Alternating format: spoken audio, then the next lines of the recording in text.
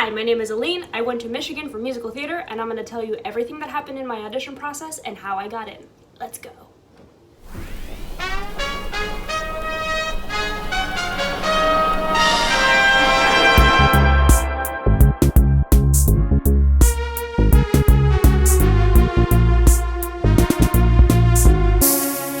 So the first thing I need you to know is that I graduated high school in the year 2013, which means that my freshman year of high school was when Glee started. So the year that I auditioned for colleges was 2,000 people auditioning for 20 or less spots in any given BFA musical theater program, basically triple the numbers of anything that they had seen before. I grew up in Austin, Texas, and I went to the performing arts school there. And basically it was like every teacher that I talked to said, you should look at University of Michigan, they have really good music training, dance training, acting training, and a lot of kids that come out of there get to Broadway. So I hear about Michigan, and then of course, I go to YouTube. Andrew Keenan-Bolger's YouTube channel has their senior entrance of the class of 2007, which was Jake Wilson and Nina and Danny Spieler and Courtney and literally Passing on Paul at the dog fight and David Hull and all those people. And I was like, they just seem so smart and so loving towards each other and so creative. And I was like, okay, this seems like an incredible place. Okay, sophomore year going into my junior year of high school, I applied to MPulse, which is MPulse, the Michigan summer program. And I sent in my cute little video. I literally sang A Little More Mascara from La Cage aux Folles because in my spirit, I am a 67-year-old drag queen and I did not get in. It was fine, it's not the year, whatever. The next year, I applied again, and then I didn't get in again. And that one was really devastating because by then I was so obsessed with Michigan, and I was like, I want to go there. That got a little bit poisonous. That it was if I don't get into this one place, there is no way I'll be successful, which was insane. So my family's from Mexico. My parents don't know anything about American college. I obviously didn't know anything about American college at 17. None of us ever had heard of a FAFSA or really understood what a GPA was.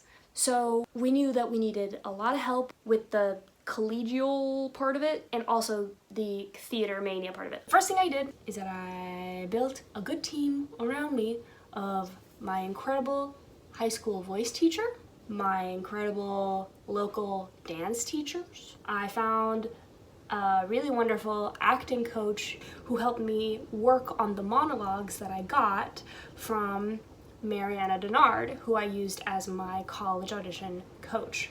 Some people call her Moo.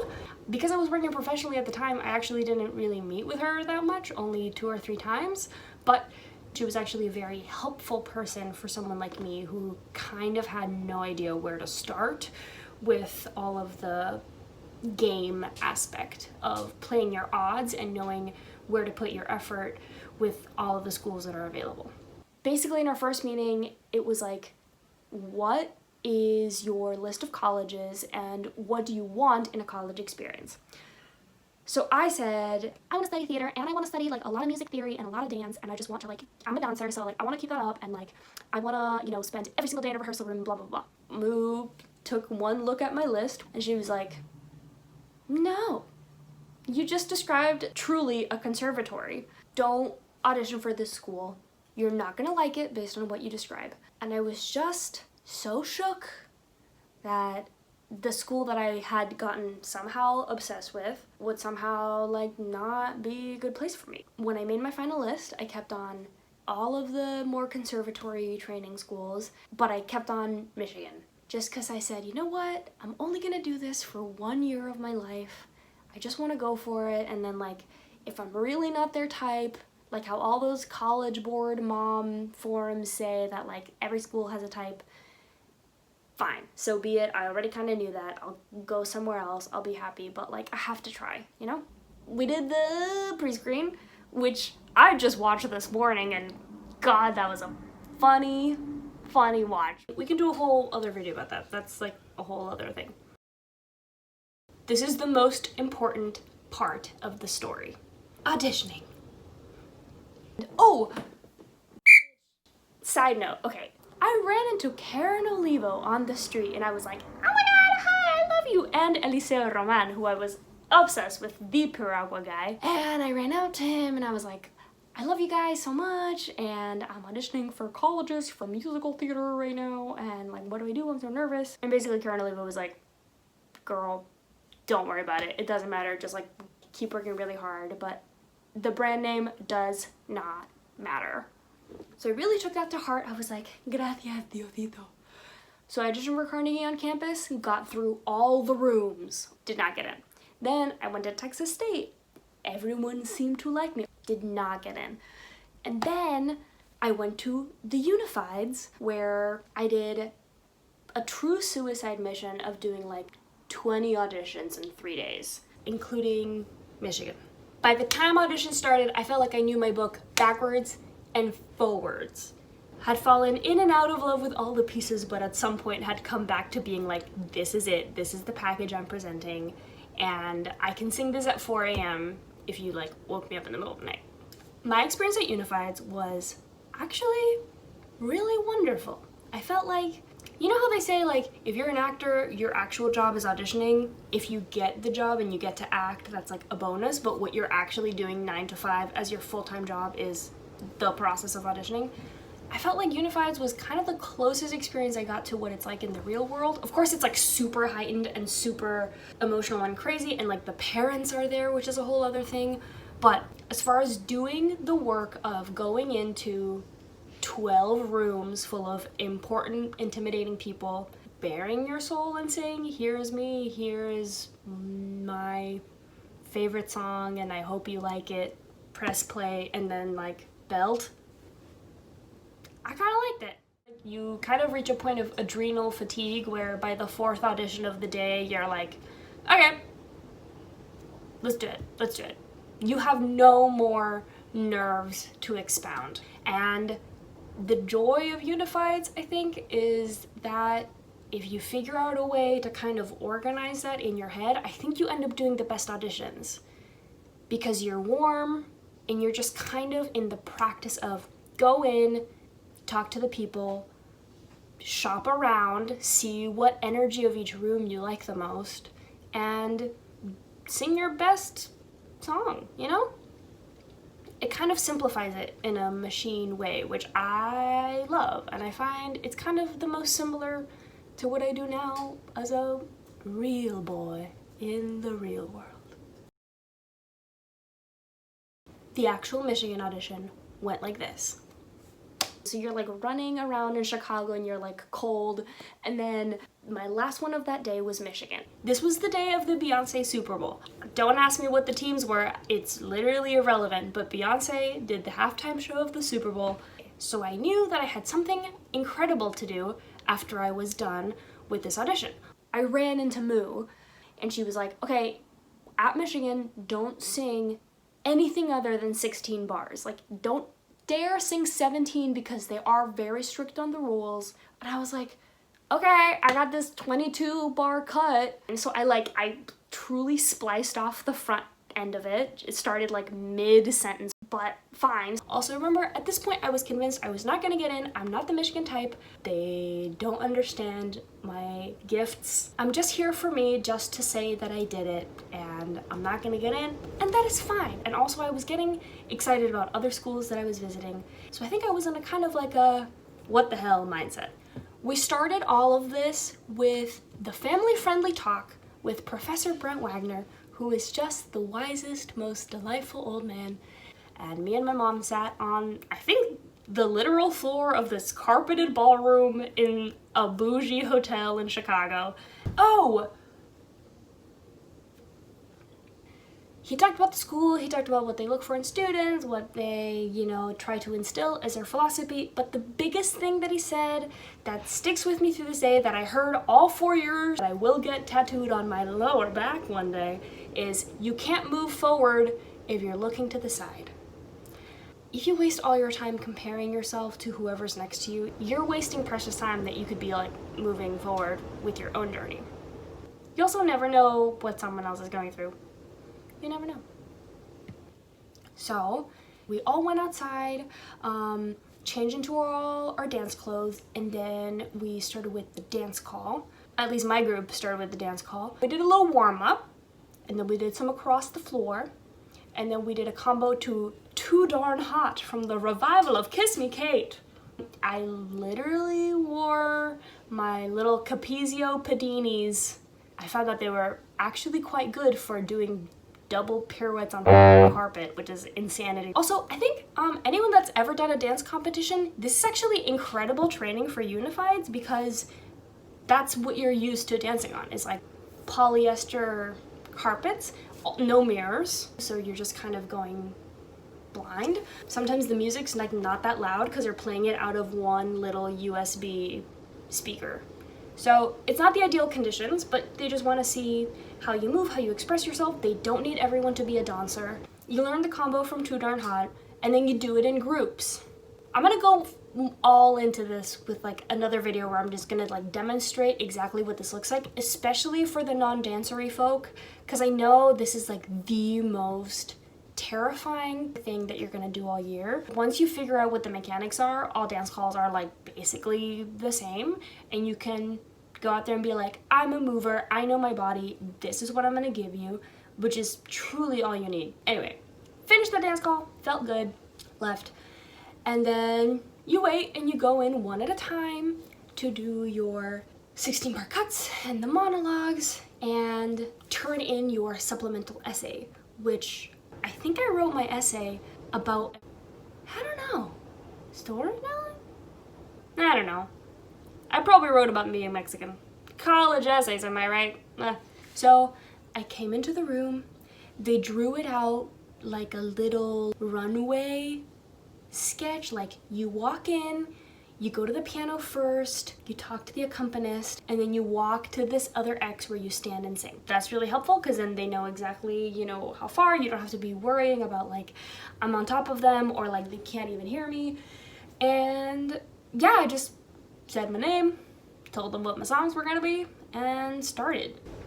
I'm pretty sure we talked about my essay, which was great, you know, just to talk to you as a person, because when you're a student, most of the time they're gonna be interacting with you as a person, not as actor.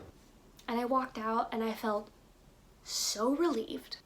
That was actually a damn good audition, because I just like let it all out. And the fact that I'm even here with these people that I've weirdly thought about, and whatever happens, happens. Went to my hotel room, and then I watched the Beyonce halftime show with my mom. And then the person that was running the Michigan room, who's actually an administrator at the office, called me on my cell phone immediately when Beyonce was done. So obviously he was watching. And he's like, hey, Aline, we want to see you again tomorrow if you're around. So I was like, okay, so there's a chance they could have gotten everything they wanted that day, but they didn't, so they're like, let's see you tomorrow, whatever.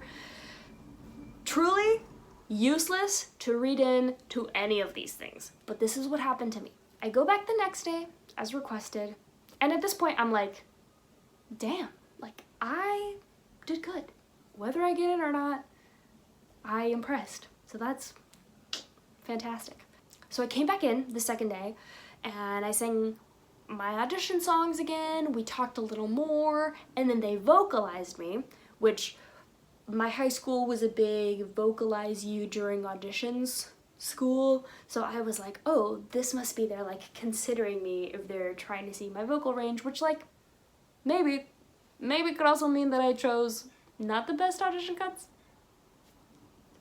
And it was really fun. And then when I walked out, it was just like, okay, now we wait. I think the fact that I went in a second day made it a lot harder to wait, because at that point, like, oh, I think they must be considering me a little bit. And you do your best to try to not think about, you know, what it means that he, like, sipped his coffee out of the right side of his mouth while I sang a C rather than, like, sipping it out of this.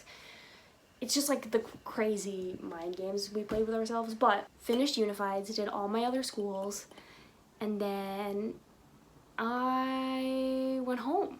Everyone that's curious about what it's like to audition in person at Michigan, I only know from working as an audition monitor while I was a student, which is that you arrive on the day of the audition to the theater building. You have a meeting in the Arthur Miller Theater with your parents, where the head of the department, who is now Vincent Cardinal, who is absolutely incredible, talks to you about the program, and then 3 current students tell you about it. So I got to do that once or twice, and you basically just say like, hello, I go here and I like it. But you get to ask them questions, which is really awesome, and your family gets to like see who you would be spending time with, which is also really important for your parents to feel comfortable with that, because they're going to be all freaking out about this whole transition. And then they send all the parents away to the North Campus Commons, which is like basically a food court, and then you get divided into like who goes to what, dancing or singing first. But other than that, it's like basically the same thing. I would say the only difference is that you get to spend time on campus and meet all the students. I know that as a student, I loved talking to the potential people, especially the moms.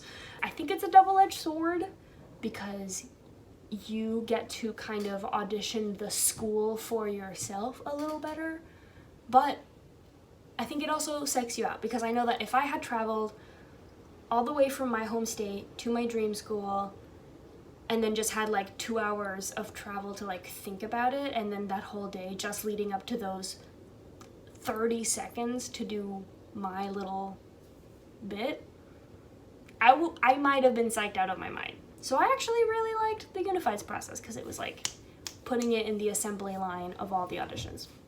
Take it or leave it. Also, if you get into the school, you're gonna end up traveling there anyway, so why not save a trip? My mom had bought a brand new couch that day, so I went into the living room and I sat on the couch and I just kind of relaxed. Oh wait, no, I forgot about a great part. Okay, this is what happened. Okay, there was a random day. I had to go to the OBGYN for the first time ever because I had to get like my blood and hormones checked. So my mom took me out of school, we went to the doctor, and as I'm literally sitting like in the waiting room, I get this text from Mariana Denard saying, check your Wolverine access, the student portal for the University of Michigan. So I went on there and it didn't say anything. The doctor calls me in, they're taking my blood. So I literally have like a needle in my arm, which bad blood, and they're just taking it out, calling on the phone. I'm like, what is happening? And she's like, a lot of people are getting rejections right now, so if you don't have anything, that's a good sign. And I was like, God damn it, Moo, like, don't do this to me, because if this doesn't turn out to be real, I will be so devastated. I went back to school, and all day I was like, I'm like expecting something to happen, but I don't want to be waiting for something that might not happen. It might just be like a glitch in the system. And then drove home. I sat on a brand new white leather couch. I left my phone in the other room, took a tiny bit of a breath. I got up from the couch. I walked into my bedroom, checked my phone, and I had a missed call from Michigan and a voicemail. And I still have that voicemail, I think. Let me see. I found it. Here we go. Here it is. Hello, this is Laura Hoffman. I'm the Dean of Admission for the University of Michigan School of Music, Theater, and Dance. And Aline, we were calling because the musical theater faculty have finished all of their deliberations, and in the end, they picked you. You're in, as they say. Congratulations to you. We really hope that you'll consider Michigan for the fall. Faculty were very pleased with the work that you presented in your audition and the potential that you show for continued growth. We just think you'd be a wonderful fit for the program. So we will follow up with email and letters and packets and all those good things. So congratulations again, and go Blue. Go Blue! That's the story. If you have any questions, let me know. But that's it. I'm making another video about what it's like to actually go there, kind of a look back at the whole process from freshman year, senior year, graduating, how it prepares you for the real world, and if I think it was worth it to spend the money and the time and the effort and the tears and the blood and the sweat. So, follow along, and see you next time. Bye, team. We're going to talk about what it's like to be a person of color going to a historically white institution, theater school, and how to survive it.